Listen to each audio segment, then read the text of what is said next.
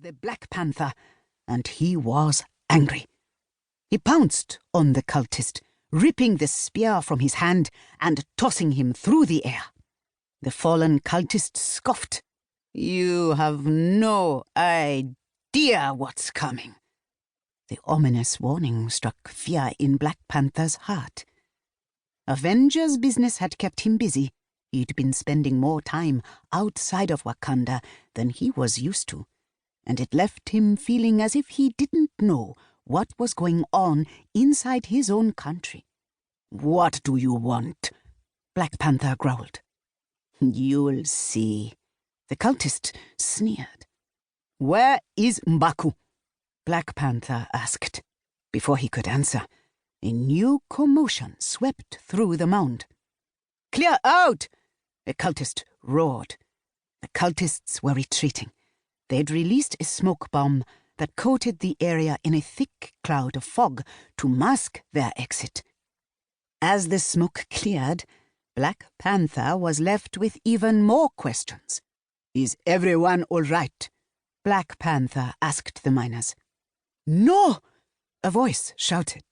"We are not all right!" An angry miner named Atto barreled to the front of the throng. "Speak freely, Atto, so that you may be heard," Black Panther said. Atto's body tensed as he described the situation. "These white gorilla cultists have attacked the Great Mound 3 times in the past month. And for what?" Atto shouted. He paced back and forth with a nervous energy. "They do not steal our vibranium. Why then do they attack? When will this violence stop?" Atto looked at his fellow miners for approval. He hoped they too would speak up, but the crowd hung their heads low and remained silent. Atto turned his attention back to Black Panther. "Where have you been, dear king? Do you not know what is happening in your own kingdom?" Black Panther prided himself on being a kind and approachable leader. He wasn't used to being confronted with such anger from one of his own people. Atto's frustration was unmistakable.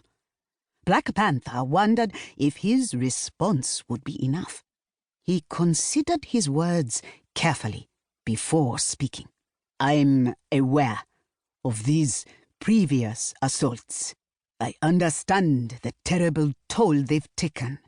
I'm currently investigating the situation," he explained. "Ha!"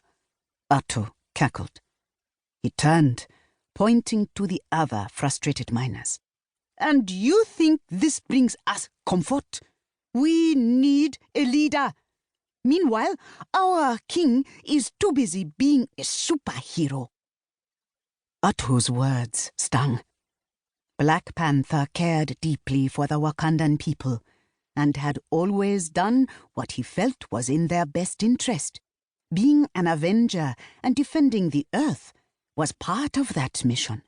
Now he wasn't so sure it was the best course of action. "Your father was devoted to his country.